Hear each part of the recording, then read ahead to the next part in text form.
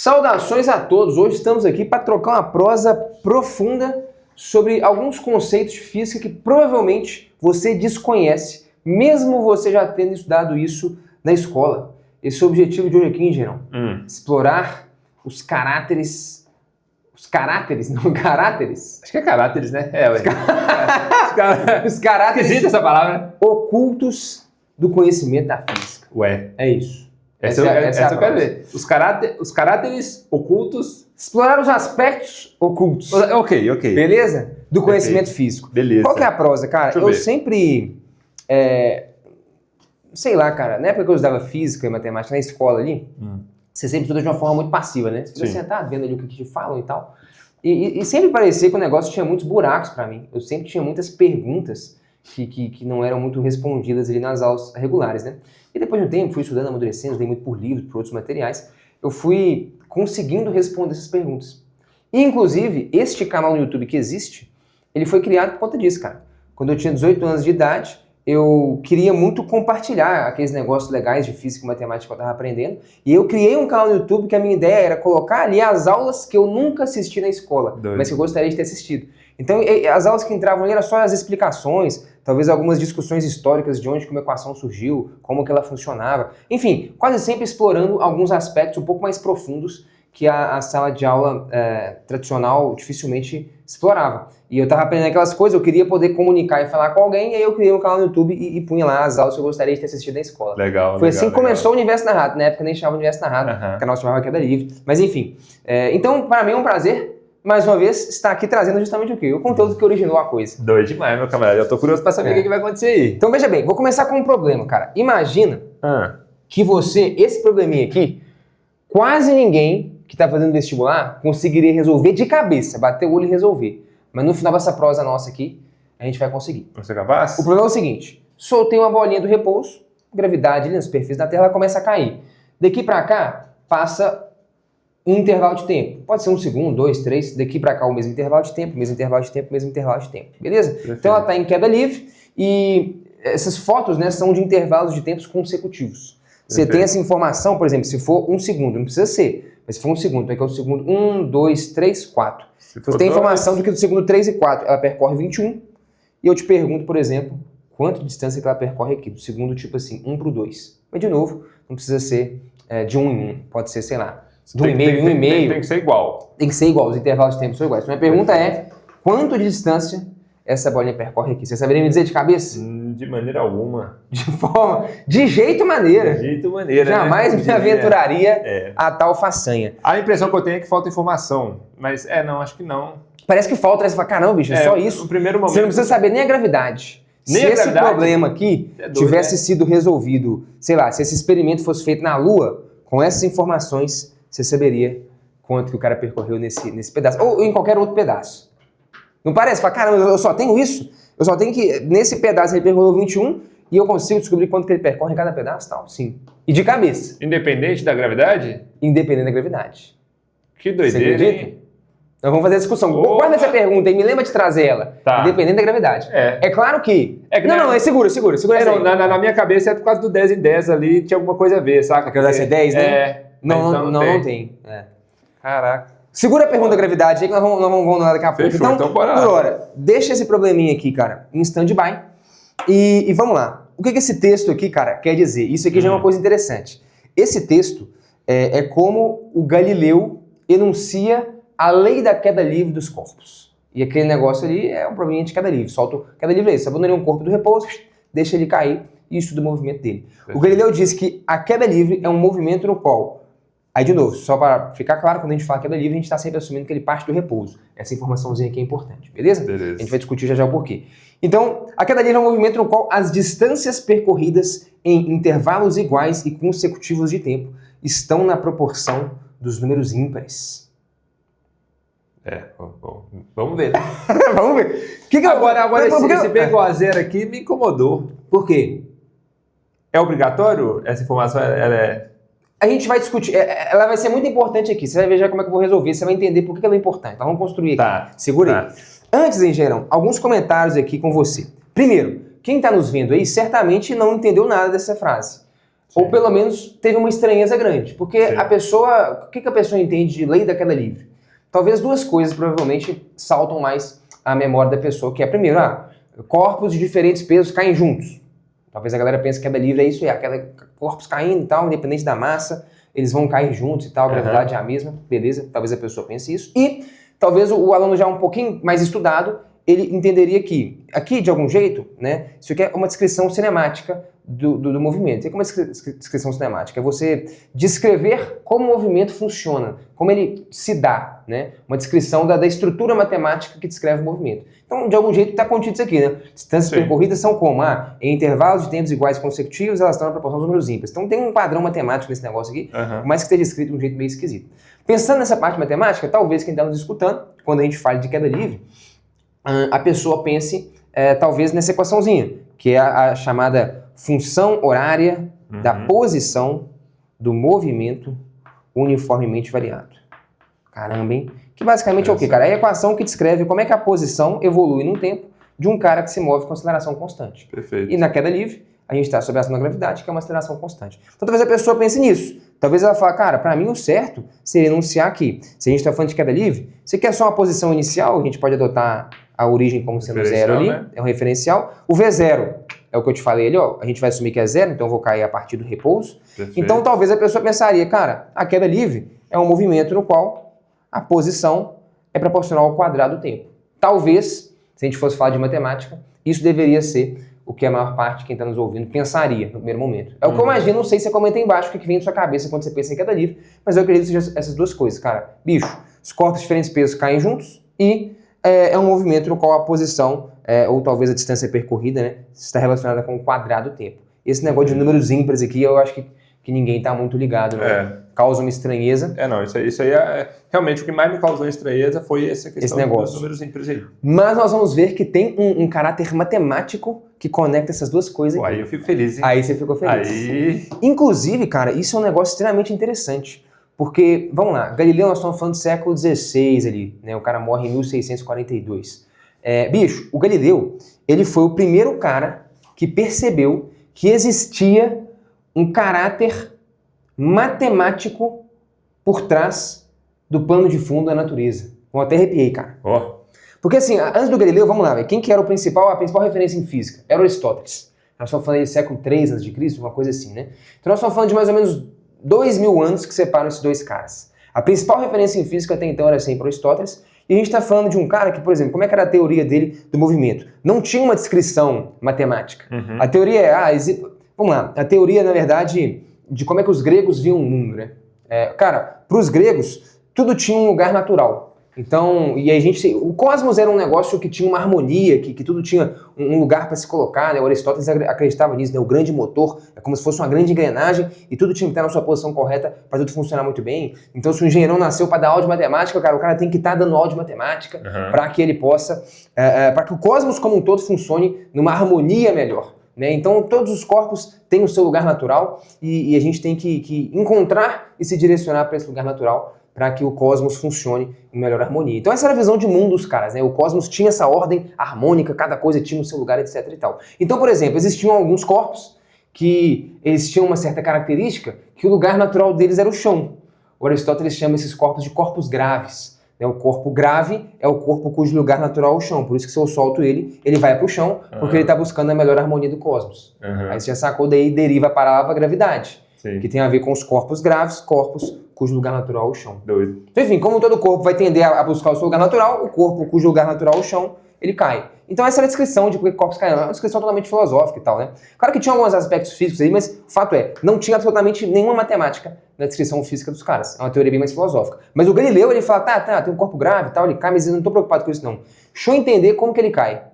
Aí ele pega, deixa o corpo cair e ele tenta perceber se existe algum tipo de padrão. Ele cai de um jeito, aí é o primeiro cara a perceber que ele fala assim, meu irmão, existe um padrão matemático por trás de como a coisa funciona. Dá para equacionar, então. Ele não tinha exatamente equações do jeito que a gente faz aqui hoje, mas a ideia era ele perceber uma estrutura matemática que ditava como a coisa funcionava. O Aristóteles não tinha percebido isso. Sacou? O Aristóteles falou, cara, tem corpos que o lugar natural ao chão eles caem. Pô, mas como é que eles caem? Por que eles caem? Por que eles caem é uma pergunta que o Newton foi responder. Que, inclusive, é uma curiosidade, o Galileu morre em 1642 na Itália, e o Newton nasce em 1642. Olha na Inglaterra. só. De algum jeito o Newton dá sequência no trabalho do Galileu. O Galileu se preocupa muito em entender como que os corpos se movem, e o Newton vai justificar, que é a cinemática, né? E o Newton vai estudar por que eles se movem, que é a dinâmica. Né? Enfim, como que uma força influencia o movimento de um corpo e tal. Mas enfim, nem tem a ver com a prova de hoje, aqui é só um pouquinho de história. Mas o fato é, o Galileu, então, ele é o primeiro cara a entender que existia uma estrutura matemática por trás da coisa. Inclusive ele fala, bicho, o universo foi escrito em linguagem matemática. Ele é o primeiro cara que saca isso. Ele fala, a linguagem correta para estudar a natureza é a matemática, porque esse movimento acontece, você pode escrever ele filosoficamente ou da forma que for, mas, meu irmão, existe um padrão matemático ao longo desse movimento. Qual que é o padrão matemático? Aqui, arrepiei. As distâncias percorridas em intervalos iguais e consecutivos estão na proporção dos números ímpares. É isso que ele saca. Tá, o que ele tá falando então? Que isso? Então veja bem, o que o Galileu tá dizendo é o seguinte, então deixa eu fazer um rabisco aqui. Então, de novo, ó, eu vou deixar até isso aqui escrito, porque isso aqui em algum momento vai ser relevante pra gente. Nós vamos conectar com isso aqui, que é o que o estudante conhece. Perfeito. Beleza? E você vai ver como que isso se conecta com os números ímpares. E nós vamos partir dessa premissa Não, aqui? não, por enquanto eu vou deixar isso quieto. Eu vou só te mostrar o que o Galileu descobriu primeiro. Então vamos lá. Solta uma bolinha do repouso. Então aqui, ó. V0 igual a 0, beleza? E deixa ela cair. Aí a gente já sabe, aí já vamos partir da premissa aqui, a gente está trabalhando na Terra e tal, né, que são valores que a gente conhece, né? Então aqui, ó, a gravidade vale 10 metros por segundo ao quadrado, que significa, para quem talvez não está tão familiarizado, 10 metros por segundo, ou seja, a cada segundo de movimento, o cara ganharia 10 metros por segundo de velocidade. Ou perderia se ele tivesse desacelerado, mas aqui vai ser um movimento acelerado. Então, esse movimento seria isso aqui. Vamos lá. Vou colocar aqui, ó, 10 metros por segundo. Então passou um segundo, né? Passou um segundo, Daqui a pouco eu boto essa informação aqui. Aí, pô, passou mais um segundo. Ele vai percorrer mais distância. A princípio eu não sei quanto, mas eu sei que ele percorre mais porque ele está andando cada vez mais depressa, né? Claro. Então é de se esperar que no segundo 2 ele ande mais distância porque no segundo 1. Mesmo o intervalo de tempo sendo igual, como ele está andando mais depressa, ele percorre mais distância. Então aqui, passou mais um segundo. 20 metros por segundo, então vamos de um segundo. Eu vou botar mais um aqui só e tá legal. 30. Beleza? Então mais um segundo. 30 metros por segundo seria a velocidade do nosso camarada. Beleza. Show. Eu nem precisaria colocar valores de velocidade, tá? O Galileu nem fez esse estudo aqui tão quantitativo, não. Eu tô colocando só para ficar mais claro pra galera. O que o Galileu percebeu? E ele percebeu isso experimentalmente mesmo. Vendo o movimento acontecer, ele usava muito planos inclinados, né? Por que ele usava o plano inclinado? Isso aqui é uma coisa interessante, né? Se eu deixo esse cara cair, é muito rápido o movimento, né? Então, assim, é difícil de eu conseguir pensar no segundo ele percorreu tanta distância, ainda mais em 1600 e pouco, né, cara? Isso que eu ia falar. Século XVII. Não tem ferramenta para medir. É no pelo. Deixa eu te contar, você sabe como é que o Galileu media isso aqui? Como? Ele deixava os objetos caírem e ele queria tentar encontrar um padrão matemático. Século XVII, o Galileu, cara, para medir o tempo dos objetos caindo, era aqui, ó. Engenheirão? No batimento. No pulso, cara. Que isso? Tem duas formas que ele usava para medir o tempo. Era aqui no pulso, bota o corpo para cair. Tanto é que ele nunca fala em segundo no livro dele. Ele sempre fala, cara, passou um tempo, 2 tempos, 3 tempos. O que era isso? Era o pulso. Eu sei lá quanto tempo que é, irmão, não tem cronômetro. Era aqui, ó. Ou então tinha outra forma que ele usava para medir o tempo, que era ele pegava um balde, enchia de água, fazia um furinho no balde e ia contando as gotas. Então, uma gota, um tempo. 2 gotas, 2 tempos. 3 gotas, 3 tempos. É assim que ele escrevia. Em 3 tempos, o corpo percorreu tanta distância. Em 4 tempos, o que era o tempo? Nossa, aí você me conta, engenheirão, o cara, no século XVII, meu irmão, não tinha nada. Era mato. O cara estava estudando como é que o movimento se dava, medindo o tempo aqui. Que isso? E no gotejar. Aí você vai hoje para uma sala de aula. O moleque vai estudar o que o Galileu fez no século XVII, no pelo, sem nada. Aí o moleque tem, meu irmão, notebook, tablet, iPhone, caneta colorida, estrabilo, post-it, e tá reclamando. E fala assim, não, bicho, não, a física é difícil demais, não acredito. Bicho, velho. Não, pelo amor de Deus, velho. Não tem condição, tem que ter um mínimo de brilho. Não. Porque o cara não tinha nada, o cara não conseguia marcar um tempo. Falou, bicho, cronômetro aí. Que cronômetro, irmão? Que ferramenta é essa? Isso, não. Vem aqui, ó. 3 tempos, o corpo percorreu. É isso que o cara fazia. Que isso, velho. Que doideira. Esse aí é o filósofo raiz, né, velho? Totalmente arcaico, né? Você tá maluco, velho. E o cara entendeu que tinha esse padrão matemático. Então vamos lá, qual que é a ideia? Ele fazia esse experimento aí, e aí, como eu disse, você já viu que o negócio lá era bem arcaico, pelo contexto histórico da época ali. Sim. Então, isso aqui é difícil pra cacete, velho. Bota uma gotinha para pingar e tenta enxergar que a cada pulso que dá ou a cada gota que cai, mais ou menos... Aí o que ele fazia? Ele usava plano inclinado. Ele entendia o seguinte, cara, o que é um plano inclinado? Por que a gente estuda muito plano inclinado? Porque o Galileu usou isso de uma forma muito inteligente. O plano inclinado para ele era uma forma de desacelerar, de diluir o movimento no tempo. Por quê? Porque enquanto aqui, em 1 segundo, eu ganho 10 metros por segundo, então, ou seja, que eu solto aqui, ó, pum, 1 segundo, por exemplo, aconteceu isso. Deixa esse movimento rolar pelo mesmo 1 segundo aqui. Ele é mais lento, claro. Eu estou diluindo ele no tempo.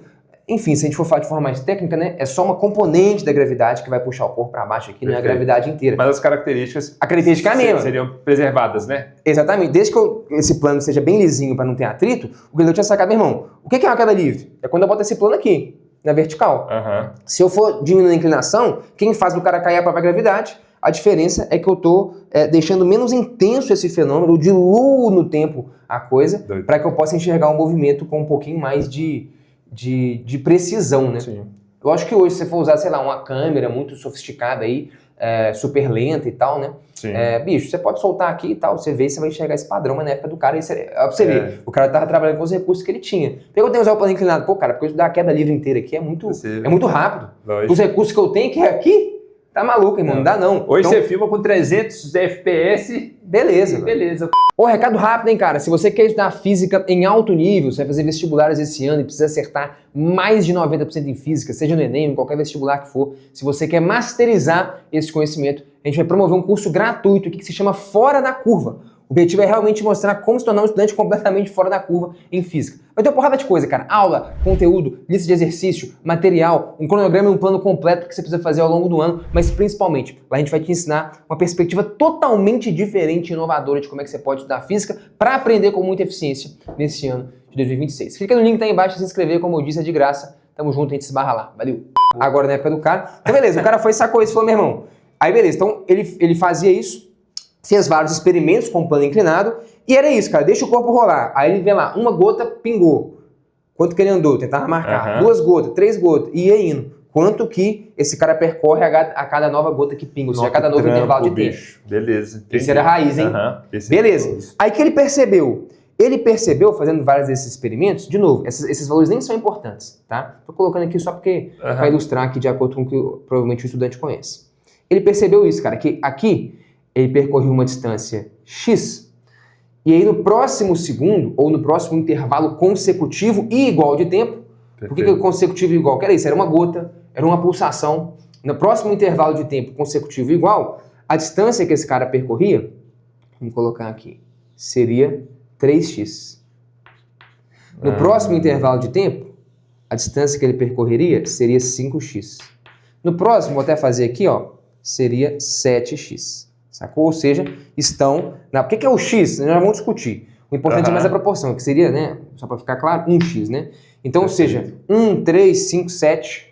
Né? O x seria só uma constante de proporcionalidade. Que é essa frasezinha aqui, né? Que é a frase aqui, ó. Percurso em intervalos iguais e consecutivos de tempo. O que é isso aqui? É a gota. Uma gota, pum, um intervalo de tempo. Próxima gota, segunda gota, é um intervalo consecutivo, é a segunda gota, e é um igual intervalo de tempo, que a gente está partindo da premissa que as gotas pingam no mesmo intervalo de tempo. Então esse é o experimento do cara. Por que ele escreve desse jeito?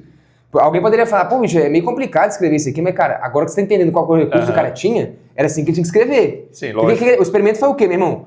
Botei o balde pra pingar e eu tô percebendo que a gata... Só que se você escrever desse jeito, é muito zoado. Cara, a cada gota que pinga, o cara fala, bicho, deixa eu traduzir aqui de um jeito que nego daqui 300 anos vai conseguir enunciar aqui, vai fazer sentido. Então, beleza. Show. Deixa eu até desenhar aqui, então, o que seria aqui, ó, a última posição dessa nossa bolinha aqui, né? Seria uma velocidade de 40. Beleza. Perfeito. Vamos lá, então, engenheiro Man. Qual que é o rolê aqui? Eu vou até... Deixa eu ver. Vou deixar esse negócio aqui, ó. S é igual a meio de AT2. Vamos lá. Eu vou demonstrar um fato matemático, que certamente você conhece, não sei se já conseguiu enxergar ele aqui, de duas formas diferentes. Uma usando um pouquinho de física, e a outra a gente pode usar um pouquinho de matemática. Olha que interessante. O Galileu sabia, isso era um conhecimento que ele tinha, e ele foi o primeiro cara, na verdade, a construir essa ideia, que ele falou o seguinte, velho, se você construir um gráfico, não era bem um gráfico, isso aqui é plano cartesiano, né? Enfim, isso aí foi um pouquinho depois do Galileu, mas vamos fazer da forma como a gente conhece hoje para ficar mais familiar para todo mundo. Mas ele fazia um negócio basicamente parecido com isso mesmo. Só não tinha essa estrutura de eixos e tal. Então, o que o Galileu percebeu? Cara, a velocidade, isso ele já sabia. O movimento uniformemente variável, a queda livre, o cara ganha iguais velocidades em intervalos de tempos iguais. Então, passou um segundo, eu ganho 10 metros por segundo, outro segundo 20, por aí vai. Ele sabia que a velocidade ela era linear no tempo. Né? Esse era o movimento da queda livre. Então, o que isso significa, cara? Significa que o gráfico disso aqui é uma linha reta passando pela origem. Beleza? Perfeito. Ou seja, o que isso quer dizer? No tempo 1, vou marcar aqui só para todo mundo ficar claro. No tempo 1, por exemplo, a minha velocidade está aqui, ela vale 10. No tempo 2, a minha velocidade vale 20. Boa. Beleza? Está aqui. No tempo 3, minha velocidade vale 30. E por aí vai. Ou seja, a velocidade ela é diretamente proporcional ao tempo. Perfeito. E qual que é a função que descreve uma grandeza que varia de forma diretamente proporcional à outra? É uma linha reta. Perfeito. Beleza? Depois visualizaria o que está acontecendo. Já sacou? Parte física aí já... Já enxergou?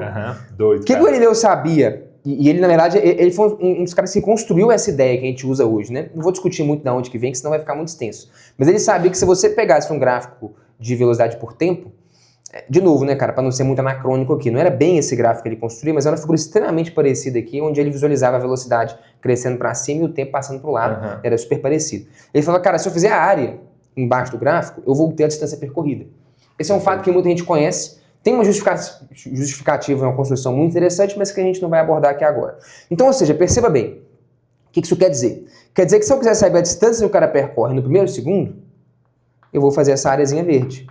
Beleza? Isso aqui seria o meu X. Então essa aqui é a distância que eu percorro no primeiro segundo de movimento. Isso aqui vale X. Beleza. Se eu quiser saber a distância que eu percorro num intervalo de tempo consecutivo igual, ou seja, aqui foi do segundo 0 para 1, então eu vou do segundo 1 para o 2. O que eu faço? A área embaixo dessa curva. Perfeito. Só que se eu fizer essa área, olha que interessante, eu consigo descrever ela como 3 triangulinhos iguais a esse. Para quem não enxergou porque eles são iguais, ó, todos eles são retângulos, beleza? E eles têm pelo menos um outro ângulo em comum. Então, por exemplo, ó, esse ângulo aqui, ele seria um ângulo igual a esse, que seria alterno interno com esse. Então pronto, ó. Os 3 triangulinhos têm exatamente os mesmos 3 ângulos. Exatamente. E essa base deles é igual, que é 1. Então, eles são todos iguais. Ou seja, se eu for avaliar qual que é a distância que esse camarada percorre aqui. X mais X mais X. Mais X mais X. Porra. Ou seja, 3x. E eu vou fazer o próximo aqui então. No próximo intervalo de tempo igual, ou seja, seria um segundo nesse caso, e consecutivo. Muito doido. Segundo 2 por 3, sacou? Então vamos lá. Eu divido aqui, mesma coisa. Eu vou conseguir aqui, ó, quebrar em 1, 2, 3, 4, 5. 5x. E aí, enfim, quem quiser se convencer pode fazer do segundo 3 por 4, ou 4 por 5. Você vai colocando um retanglinho. Você sempre vai adicionar aqui, o que vai mudar daqui pra frente, né? Quando eu vier pro próximo cara aqui, ó, eu vou ter adicionado o quê? Eu vou ter adicionado um triangulinho aqui. Aí você pode pensar que você coloca um embaixo. Pode ser. Você empurra o negócio pra cima, né? Exatamente. E encaixa um retângulo com 2 triângulos embaixo. Isso. Boa. Então, 1, 2, 3, 4, 5. Vou somar mais 2, vai pra 7. Perfeito. Seria esse caso aqui, 7x. E por aí vai. Então, deixa eu só pintar aqui pra galera ver. Então, aqui, ó. X, 2x, 3x, 4x, 5x. Então, ou seja, o que ele percebeu? De novo, ele media isso e com base nisso ele construía essa figura e via essa coisa funcionando. Legal. Isso aqui era um fato experimental, mas agora a gente está discutindo aqui num caráter mais analítico. Como é que eu posso entender isso usando alguns conhecimentos até que talvez quem está nos vendo aí tenha. Então, beleza. Então, aqui é x, aqui foi 3x, aqui foi 5x, o próximo seria 7x e por aí vai.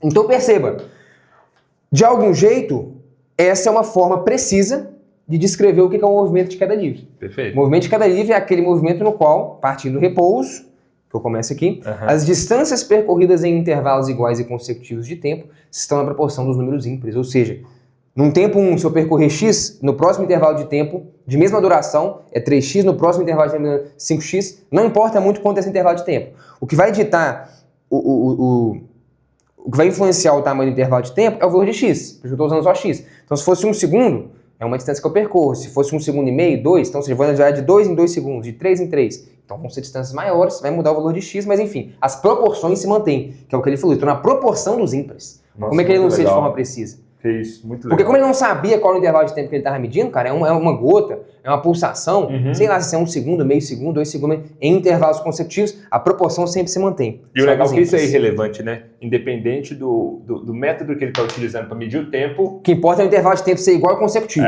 Pode ser o batimento, qual que é da gota, a duração, é pouco relevante. Legal. Só que aí, em geral, nós vamos chegar num fato muito interessante. Mas... Que é o quê? Eu acho mais interessante. Se você for medir, porque o que essa equação faz? Essa equação, que é o que o estudante conhece, ela mede a posição do cara em função do tempo. Então ela não está medindo a distância que eu percorro em cada intervalo de tempo igual e consecutivo. Então, ou seja, essa equação, ela mediria o seguinte, se a gente fosse visualizar ela nessa figura. Imagina que eu tenho aqui, cara, uma origem, por exemplo, aqui, ó, eu falei, para construir essa equação aqui, a gente parte da premissa que o cara parte do repouso e começa na origem. Então imagina que eu tenho aqui, ó, um eixo de posições, sacou? Perfeito. Seria isso aqui a minha equação, S. Essa equação me fala, cara, bota T igual a 1, eu vou te falar onde o cara tá. Bota T igual a 2, eu te falo que posição que ele tá. Bota T igual a 3, eu te falo onde que ele tá. T igual a 4, eu te falo onde que ele tá. Perfeito. Então perceba, em T igual a 1, ela vai me falar que eu tô aonde? Eu tô em X. Só que em T igual a 2, eu vou estar em X mais 3X, 4X. Perfeito. T igual a 2, Quadrado. eu fui pro quadrado do negócio, exatamente. Então eu vou Perfeito. botar na posição aqui, ó, 4x em T igual a 2. E em T igual a 1, 2, 3, ela vai falar que eu tô em 5 mais 3, 8, mais 1, 9. Ela vai falar que eu tô na posição 9x, e 9 tem a ver com 3 ao quadrado. Perfeito. Se eu jogar ali T igual a 1, 2, 3, 4, que posição que eu tô aqui, cara? Eu tô na posição 7, mais 5, 12, mais 3, 15, mais 1, 16x. E 16 é o quê? Perfeito. 4 ao quadrado. Ou seja, o que é isso aqui? Como eu disse, é um fato matemático, né? Sim. A soma dos n primeiros ímpares é igual a n ao quadrado. Perfeito. Então, por exemplo, se eu fosse analisar nesse movimento aqui, em intervalos iguais e consecutivos de tempo, eu percorro distâncias que estão na proporção dos números ímpares. Agora, e se eu quiser saber a distância total que eu percorri desde o início? Aí eu somo tudo. Nos 3 primeiros segundos, a distância que eu percorri foi x mais 3x, 4x, mais 5x, 9x. Perfeito. Ou seja, 1 mais 3 mais 5. Se eu somo os 3 primeiros ímpares, isso é 3 ao quadrado. Perfeito. Certo? 4 mais 5, 9. Essa é legal. Se eu somasse, vou fazer aqui só para ficar claro pra galera, né? Os 4 primeiros números ímpares. O que isso dá? 4 ao quadrado. Doido. Que seria aqui 9 que a gente tinha, mais 7, 16. Soma aí, vou fazer só mais uma, né? 1 mais 3, mais 5, mais 7, mais 9. Então eu já tinha 16, eu acrescentei 9, dá 25, Perfeito. que é 5 ao quadrado. O fato é, se você soma os n primeiros ímpares... Na verdade, se você, qualquer propriedade matemática, se você fez 3 e deu certo... É porque é verdade absoluta. Teorema matemático, é isso. Exatamente. Se eu fiz 3 aqui, não tem como o quarto falhar, né? Mas enfim, então supõe aqui, se eu tenho aqui, cara, os n primeiros números ímpares, a soma dos n primeiros números ímpares é n ao quadrado. Legal. Que é um fato matemático, e talvez a gente pode enxergar aqui que a gente pode demonstrar e construir esse fato, seja através desse processo das áreas, Sim. ou até percebendo aqui mesmo essa soma que a gente viu. Então tudo isso só para dizer o quê? Que eu estou querendo fazer aqui agora? Conectar a forma como o Galileu enuncia a lei da queda livre com provavelmente a forma que o estudante conhece, que é essa Legal. equação aí. S igual a meio de ET2. E esse meio de ET2 é justamente o nosso X.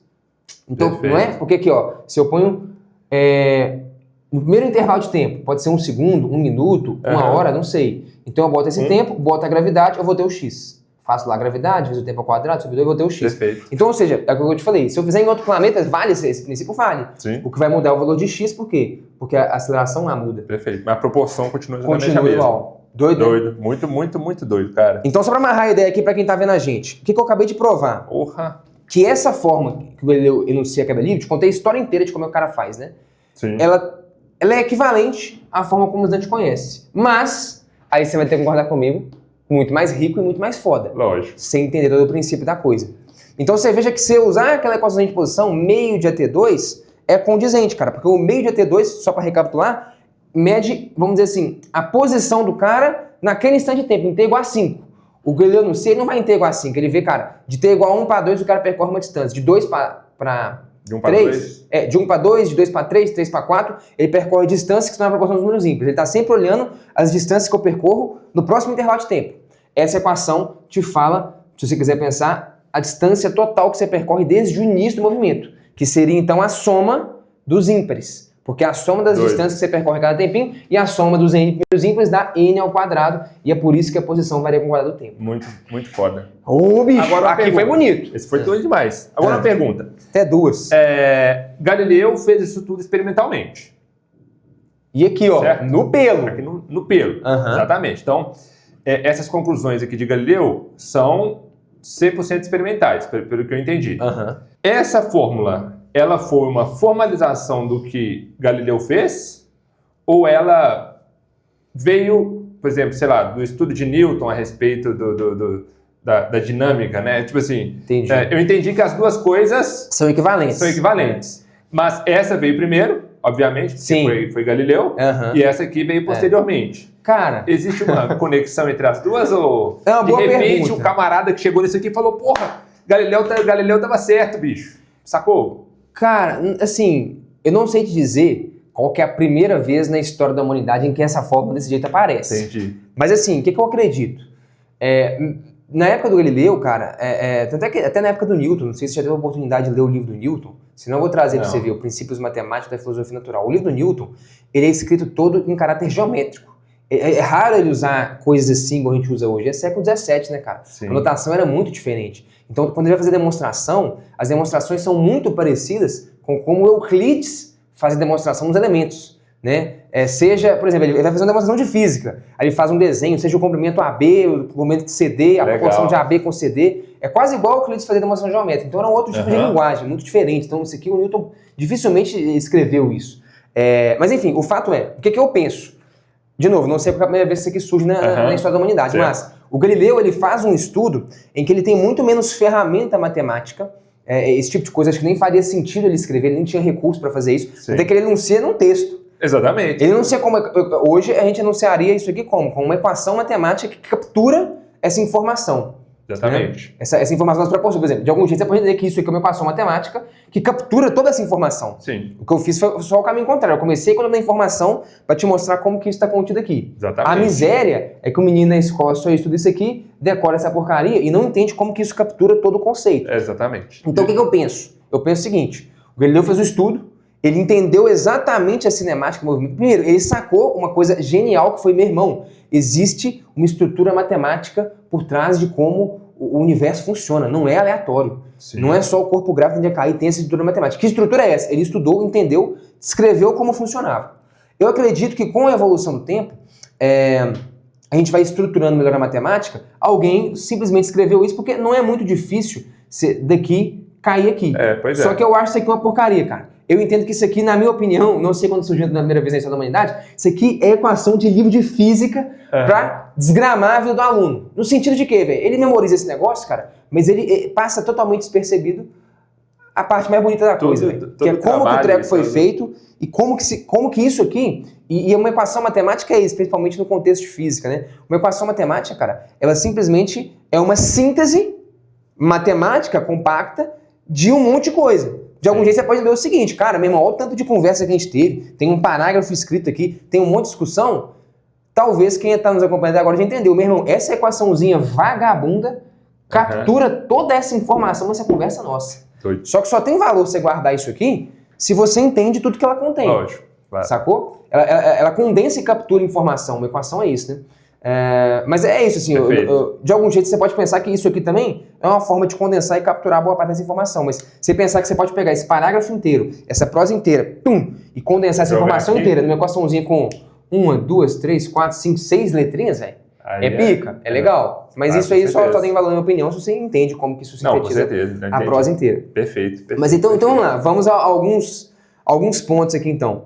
Tá, veja bem. Vamos agora então, Genô, então agora que a gente tem essa informação inteira, entende como é que a coisa funciona, como é que o que a pessoa conhece tem a ver com essa ideia do Galileu, dos ímpares, vamos resolver o nosso probleminha. Vamos. Que eu te falei, cara, perfeito, agora eu já sei. Agora tá agora. Isso, inclusive, cara, é raro, mas um ou outro livro de física, tem uma aula no Lições de Física sobre isso, lógico, né?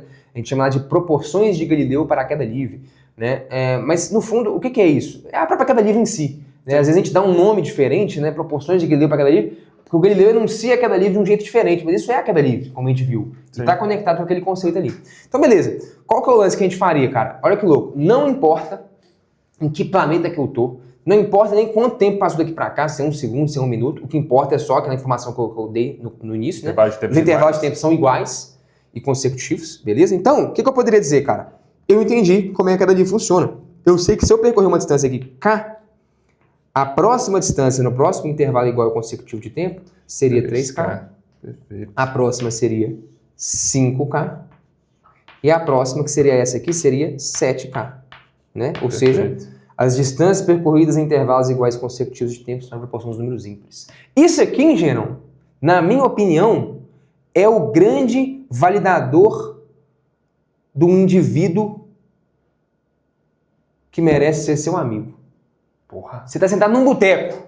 Você só fala assim, velho, deixa eu testar a índole desse cidadão. Fala assim, ó, cara, o negócio é o seguinte, se você estivesse aqui na conversa fiada, sem compromisso, sem nada, que falar assim, como é que funciona a queda livre dos corpos? Se o cara fala, meu irmão, é um movimento no qual distâncias percorridas em intervalos iguais e consecutivos de tempo são na proporção dos números ímpares. Acabou. Você já pega na mão e fala, cara, daqui pra frente está selado nossa amizade até o fim. Foi você é indivíduo de boa índole. É digno de entrar na minha casa, de tomar um café comigo. É ou não é? Esse aqui pra mim é o teste. Não, você tá doido, bicho, é isso. Então um dia você tá lá, o cara chegou, o cara quer namorar sua filha. Essa é a pergunta. Descreva para mim. Perguntou. Sem compromisso. E funciona a queda livre dos corpos. Lembrando que é somente se. Se o camarada não responder, já significa que a resposta é negativa. Chulapa na cara dele. Exatamente. Enche a mão aqui, ó. Tá, homem. Exato. Saia! É isso. Exato. Um olhar de maluco assim. Mas então, beleza. Continuando aqui a prosa, cara. Olha como é que você resolve esse problema com muita facilidade. Pô, legal. Para que serve essa informação? Pra você descobrir o valor de K. Então, ou seja, ó, 2 passos para resolver esse problema. É o que eu te falei, dá para fazer de cabeça, cara. É muito simples isso aqui, mas vamos montar para ficar claro para todo mundo aqui então. Então, a primeira conta seria que 7K é igual a 21 metros.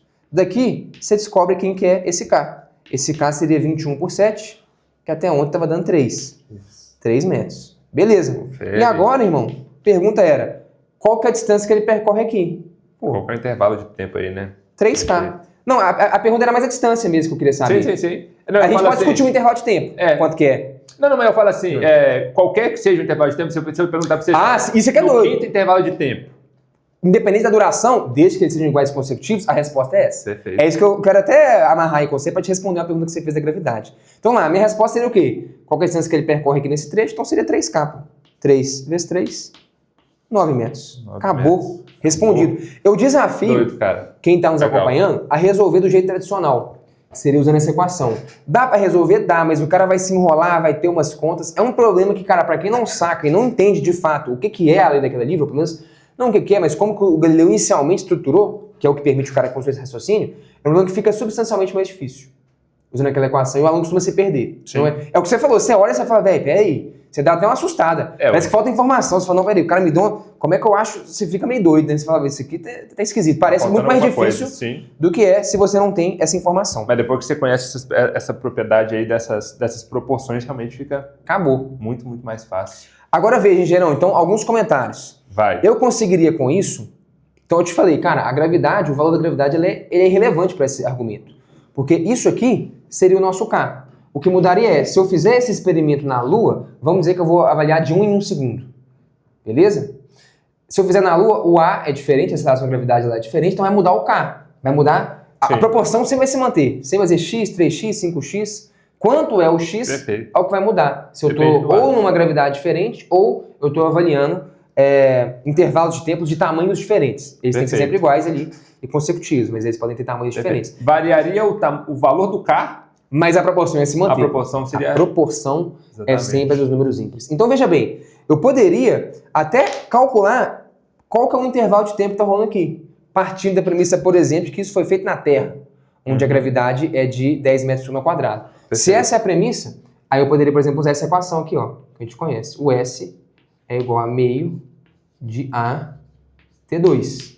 Então, eu poderia imaginar que eu tenho aqui, ó, um eixo aqui, S. Eu começo na origem, vamos pegar aqui, ó, quem que é o meu K? O meu K é justamente a posição que eu tô no primeiro intervalo de tempo que passou. Perfeito. Quanto é isso, nós vamos descobrir. Então, meu S é K isso aqui é meio da aceleração de novo. Estou partindo da premissa que isso aqui foi feito na Terra, então é 10 vezes, vou botar aqui, ó, ΔT ao quadrado.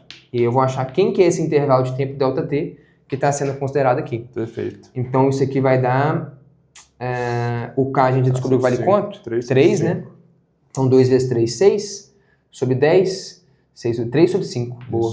Então observe que treta, o ΔT então é a raiz quadrada de 3 sobre 5. Que provavelmente, cara, o Galileu deve ter caído numa porcaria dessa. Sim. Como o cara tava medindo na gota, não sei se era um segundo, podia... Quando dá essa porcaria, sei lá, bicho, número feião, né, irracional aí e tal, esquisitaço. Não, com Mas, certeza. o que significa então? Você nem precisava saber dessa informação. Mas, se esse experimento foi feito na Terra, daqui para cá passou raiz de 3 sobre 5 segundos, aí aqui passou mais raiz de 3 sobre 5, que mais raiz de 3 sobre 5, que mais raiz de... O tempo inteiro são intervalos de tempos o quê? Iguais e consecutivos. Então, olha pra você ver que númerozinho ruim ainda, se o cara fosse equacionar ali no S igual a média T2. Pô, o cara dificilmente ia sacar de cara que daqui pra cá passou um intervalo de tempo tão feio, mas é irrelevante você saber o intervalo de tempo. Né? É o que eu falei. O que mudaria então? Se fosse na Lua, o G ia ser diferente, ia mudar o valor de K, a proporção ia se manter. Então, é um problema extremamente simples de ser resolvido para quem entende essa estrutura de como é que é construída a lei da queda livre dos corpos, e um tanto quanto difícil, eu acho, ou pelo menos assustador, né, para quem não conhece essa estrutura. Você bate o olho e fala, velho, esse negócio aqui tá estranho. Nossa, eu não sei resolver, cara. Não. Bonito demais, legal. Né? Muito, muito bonito. Agora, antes que você faça uma pergunta, eu já vou trazer uma aqui que eu acho que pode ser legal. Você perguntou, cara, tem que partir do repouso? Pois é. Pra isso aqui, você ia chegar nessa? Então veja bem. Que eu ia... O que muda se você não parte do repouso? Você vai ter... Eu tô tentando visualizar justamente pelo esse gráfico aí. Veja bem, a partir daqui talvez dá pra gente concluir. Porque olha só, a equação completa, nós vamos fazer os dois raciocínios. É essa aqui. Fechou. S igual a 0 mais... 0t, né? V0t mais o meio de AT2, que é o termo que vai com o quadrado do tempo. Olha só. Beleza, eu sempre posso adotar aqui a origem como sendo a posição inicial do cara, isso aqui é uma questão de referência, mas se o cara, ou seja, se ao invés de eu soltar a pedra, eu pegar e pum, jogar ela para baixo, então eu dei uma velocidade inicial, 3 metros por segundo, 20, tanto faz o valor. Esse cara não vai zerar. Então você percebe que agora a posição do cara, num certo intervalo de tempo inteiro a 5, ou se você quiser imaginar então a distância total que ele percorre nos primeiros 5 segundos, não é diretamente proporcional ao quadrado do tempo mais. Perfeito. Porque tem um termo linear no tempo. Perfeito. E isso vai atrapalhar esse tipo de raciocínio. Perfeito. Se a gente quiser enxergar no gráfico, observe que coisa, né, velho? A única coisa que muda é que você vai deslocar essa reta para cima. Pois é. Mas aí olha como é que vai ficar a coisa aqui, ó. Vamos estudar e entender. Então, ou seja, o que mudou aqui agora? A velocidade continua variando de forma linear, diretamente proporcional ao tempo, né? Perfeito. Só que seria uma função afim, né? Não seria uma função linear, porque ela não passa pela origem. Então, ou seja, vamos supor que eu lancei o cara para baixo com uma velocidade de, sei lá, 5 metros por segundo. Então aqui é 5, meu gráfico é isso aqui. Se você for observar, olha só. Se eu quiser, então vou fazer o mesmo raciocínio aqui então. Então vamos pegar em t igual a 1, em t igual a 2, em t igual a 3. Vamos lá.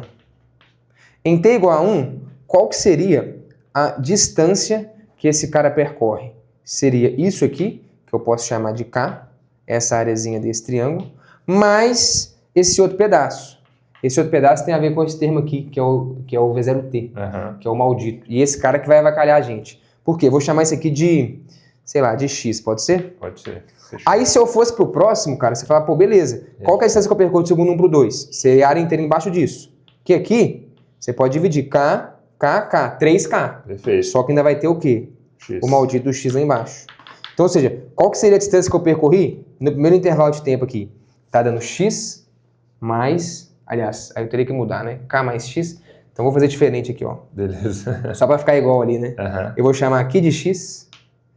E aqui vou chamar de C, que seria tipo uma constante, né? Perfeito, ok. Beleza. Então, ou seja, qual que é a distância que eu percorri no primeiro segundo de movimento ou no primeiro intervalo de tempo? X mais C.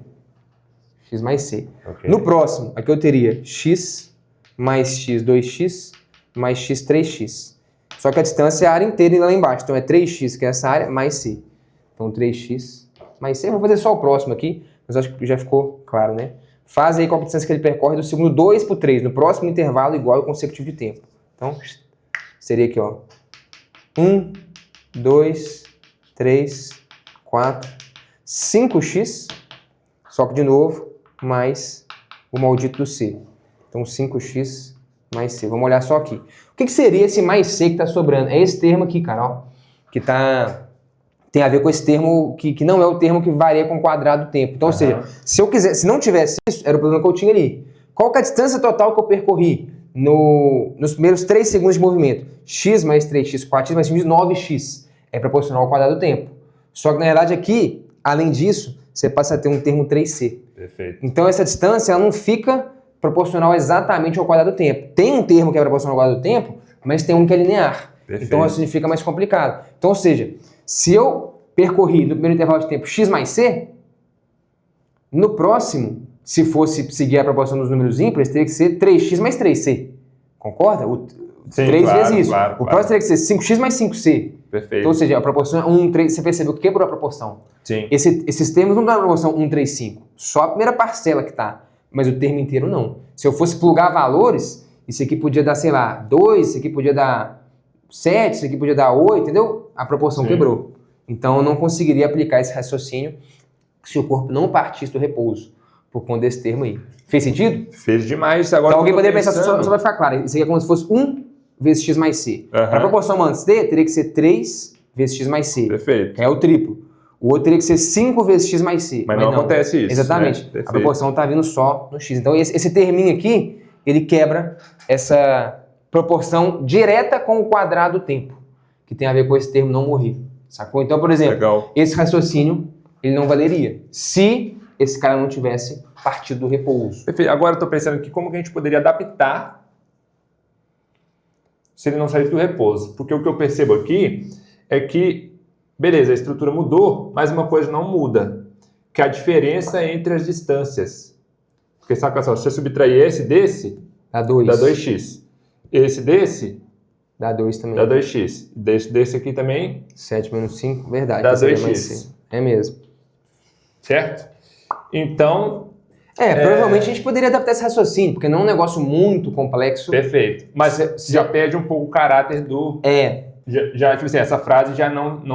É por isso que eu falei, tem um asterisco aqui que eu tempo inteiro eu ressaltei, quando a gente fala que isso aqui é a lei da queda livre, e por queda livre, os caras já entendiam o movimento que está sob a ação única e exclusiva da gravidade, partindo do repouso. Perfeito. Porque se o V0 não for zero, você quer um pouquinho a estrutura. O que eu faria para fazer esse ajuste? Sei lá, vamos supor que eu lancei o cara com 20 metros por segundo.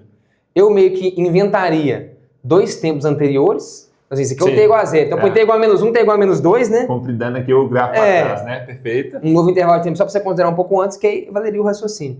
Mas enfim, eu não acho que seria difícil de fazer essa adaptação. Legal. Não. Mas no contexto do cara, o cara estudava era isso. Como ele nem poderia medir, se eu mandar uma velocidade inicial, eu não vou nem saber quanto que foi essa. Se eu meço o tempo aqui, irmão, estuda aí com velocidade inicial, bicho, não tem como medir essa merda não, cara. Tem que ser solto do repouso. Legal, entendeu? Cara. Pra você entender como é que a estrutura funciona. E é um movimento talvez mais natural, né, cara? A maçã, quando caiu na cabeça do Newton, caiu do repouso. Sai do repouso, começa a cair, né? O movimento mais talvez comum dos caras observarem era isso, algo que se desprende de uma árvore, cai e tal. Então esse é um movimento muito comum. Se for pensar em termos de aplicação prática mesmo, né? Era muito mais comum o cara precisar fazer uma conta como essa, de algo que começa a cair do repouso, do que de fato de algo que foi lançado com uma certa velocidade, que o cara não saberia nem quanto foi, né, e tal. Doido. Interessante, hein, velho? Não, legal demais, cara.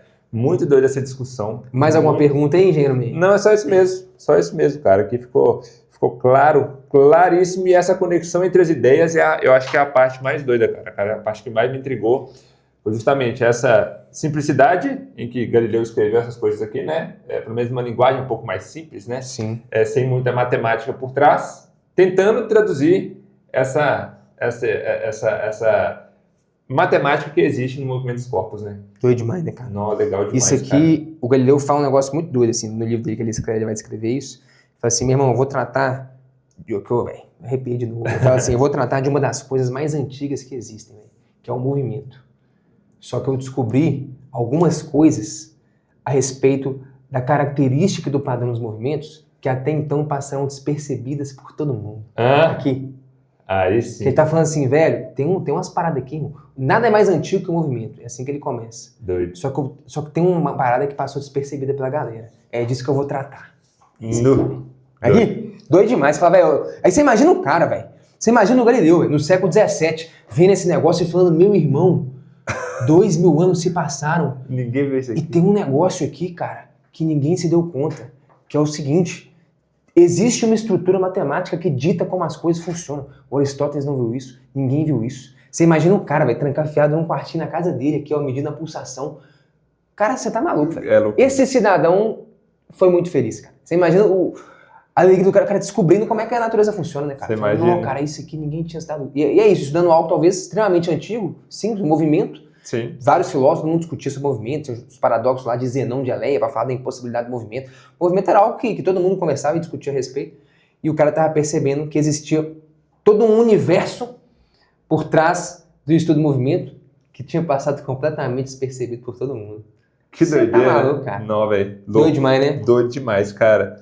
Muito foda. É isso. Essa discussão. Tamo junto, engenheiro. Você tá doido. Vou ficar até por aqui. Eu falei que eu ia trazer algumas coisas, mas esse aqui se estendeu demais. Acho que esse aqui já deu demais. Já dá um vídeo tinha bem mais vídeo. ainda? Tinha. Você tá maluco aí. Não tem que guardar para outro vídeo, mas não vamos fazer. Não vamos fazer. Então, fechou. Recadozinho aqui, esse quadro, talvez a gente possa puxar até pro meio do vídeo aqui, não sei. Esse quadro, ele é patrocinado pelo quê? Pelas lições de física e lições de matemática. Você tá doido. É o que permite essa coisa funcionar. Se você quiser estudar física e matemática, principalmente, cara, eu diria que os principais diferenciais do universo narrado são começar do zero, ter uma didática que te expõe tudo com muita clareza e te mostrar alguns aspectos da física e da matemática que, meu irmão, eu acho que dificilmente você vai encontrar em qualquer livro didático, em qualquer apostila ou em qualquer aula por aí. Que essa aqui é a nossa pegada, sacou? Você também pode dar com trilhas personalizadas de estudo, com focos em diferentes provas, etc e tal, mas acho que talvez o maior diferencial seja esse. Link tá na descrição pra você conhecer. Valeu, Saperial hoje.